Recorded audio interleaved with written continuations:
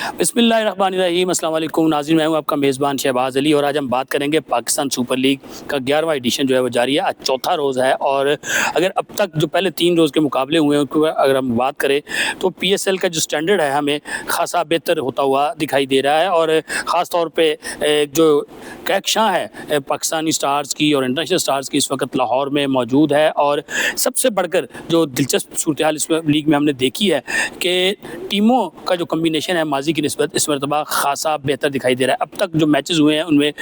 جو ٹیمیں توقعات کے مطابق جن کی پرفارمنس رہی ہے ان میں لاہور قلندرز جو کہ ڈیفینڈنگ چیمپئن ہے ان کی کارکردگی توقعات کے مطابق ہے، اس طرح کراچی کنگز ہے، پھر پشاور زلمی ہے۔ اس کے ساتھ ساتھ اگر ہم بات کریں حیدرآباد کنگز مین کی تو وہ جو توقع تھی ان سے ان کی پرفارمنس اس طرح کی نہیں رہی، بہت تگڑی ٹیم انہوں نے بظاہر بنائی تھی، لگ یہ رہا تھے کہ انٹرنیشنل سٹارز ہیں، کوچز ان کے اعلیٰ سٹینڈرڈ کے ہیں، لیول 1 کوچنگ ہیں، سارے ٹاپ کوچز لیے ہیں انہوں نے، لیکن پرفارمنس جو تھی وہ اس طرح کی نہیں آئی پہلے میچ میں۔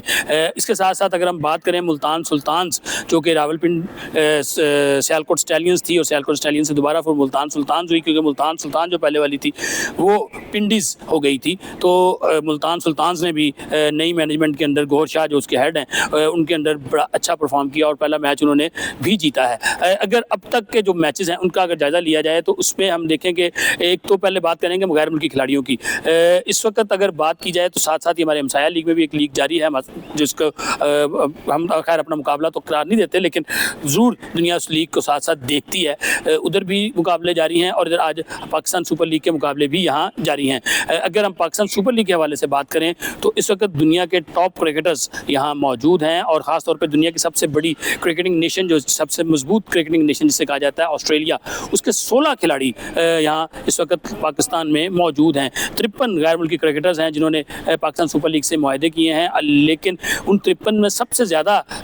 جو کھلاڑی ہیں وہ آسٹریلیا کے ہیں۔ 16 آسٹریلوی کرکٹرز جو ہیں اس وقت پاکستان سپر لیگ میں ہیں اور یہ ایک بڑی اچھی اور خوش آئند بات ہے پاکستان کرکٹ کے لیے، کیونکہ اگر ہم 10 سال پیچھے جائیں جب یہ لیگ کا آغاز ہوا تھا تو گو کہ لیگ کا آغاز پاکستان میں نہیں ہوا تھا بلکہ یو اے ای میں ہوا تھا، لیکن اس وقت آسٹریلین اور انگلش کرکٹرز جو ہیں وہ ہیزیٹیٹ کر رہے تھے کہ وہ اس لیگ میں آئیں، لیکن آج اس لیگ نے اپنے آپ کو منوایا ہے اور آج دنیا کے ٹاپ کرکٹرز یہاں موجود ہیں اور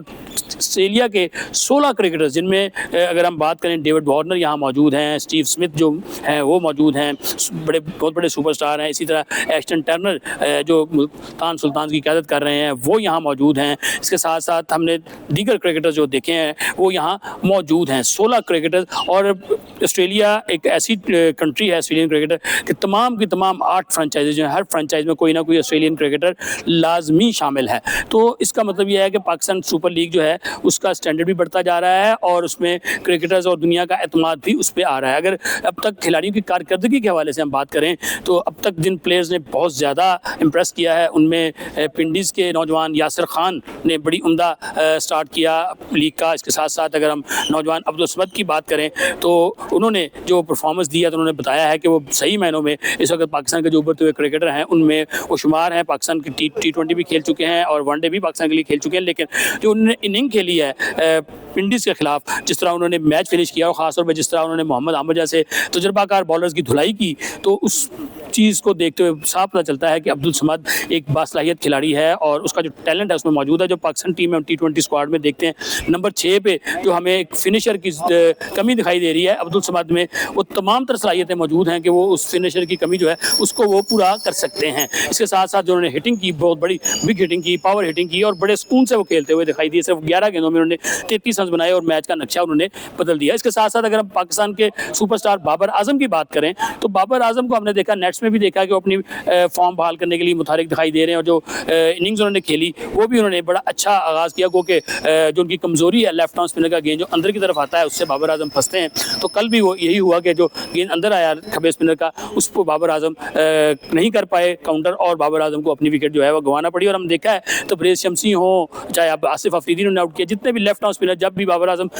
کھیلتے ہیں تو جیسے کوئی کھبا اسپنر آتا ہے اور اس کا جو گیند اندر کی طرف آتا ہے بابر اعظم اسے ہینڈل نہیں کر پاتے، کیونکہ کہ بابر اعظم اس کے اوپر ہم نے دیکھا کہ نیٹس میں بھی پریکٹس کرتے ہوئے دکھائی دی اور کس طرح, اور کل انہوں نے کچھ بہتر کیا بھی, گو کہ وہ آؤٹ سے ہوئے لیکن اس سے پہلے وہ اچھا کھیل رہے تھے کھبے اسپنر کو. اس کے ساتھ ساتھ اگر ہم بات کریں پاکستان کے سابق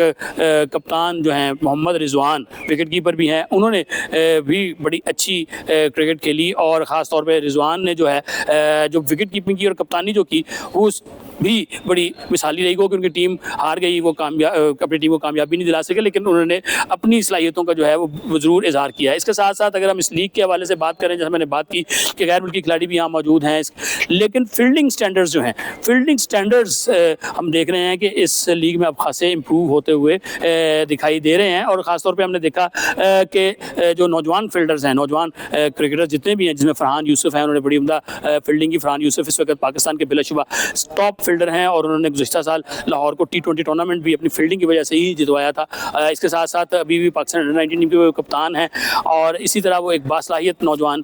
جو آگے آنے والے دنوں میں ہمیں انٹرنیشنل کرکٹ میں بھی کھیلتے ہوئے دکھائی دیں گے. اور لیکن ان کی فیلڈنگ جو ہے وہ ورلڈ کلاس ہے. اب فرحان یوسف کو ورلڈ کلاس فیلڈر کہنے میں کوئی آر نہیں ہے. اس کے ساتھ ساتھ اگر ہم بات کریں عبدالصمد ہے, انہوں نے بڑی اچھی فیلڈنگ کی. اسی طرح ہم نے دیکھا حسن علی کو, وہ بڑی عمدہ فیلڈنگ کر رہے ہیں. بابر اعظم اچھی فیلڈنگ کر رہے ہیں. تو فیلڈنگ کے اسٹینڈرڈز ہم دیکھ رہے ہیں کہ پہلے سے خاصے بہتر ہوتے ہوئے دکھائی دے رہے ہیں. اور اس کے ساتھ ساتھ اگر لیگ کے اسٹینڈرڈز کے حوالے سے بات کریں تو ہم لیگ میں بھی بڑے دلچسپ مقابلے جاری ہیں, اور آنے والے دنوں میں یہ مقابلوں کا سلسلہ جاری رہے گا. اور اس کے ساتھ ساتھ جو اگر کمی کسی چیز کی دکھائی دے رہی ہے تو وہ صرف ہیں تماشائیوں کا اسٹیڈیم میں نہ ہونا. اس کو کھلاڑی بھی مس کر رہے ہیں, اور جو انتظامیہ ہے وہ بھی مس کر رہی ہے, لیکن اس حوالے سے کیونکہ فیصلہ حکومت نے کیا ہے تو اس کو کچھ بھی کہہ سکتے ہیں. بارہ تماشائیوں کی کمی ضرور محسوس تھی, لیکن کرکٹ کے تمام تر رنگ جو ہیں اپنے عروج پر ہیں, اور آنے والے دنوں میں ہم دیکھیں گے کہ اس میں مزید بہتری ہوتی ہوئی دکھائی دے گی. آنے والے دنوں میں آپ کے ساتھ مزید بہترین سٹوریز لے کر حاضر ہوں گے. اپنے میزبان کو اجازت دیجیے. اللہ حافظ.